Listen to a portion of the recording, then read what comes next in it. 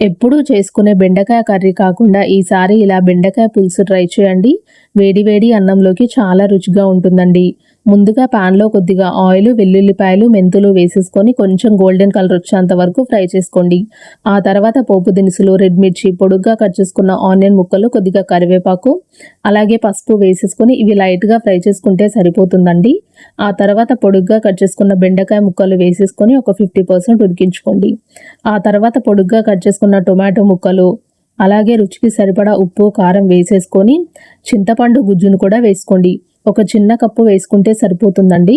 ఆ తర్వాత వీటిని బెండకాయలకు బాగా పట్టేంత వరకు మరిగించుకోండి.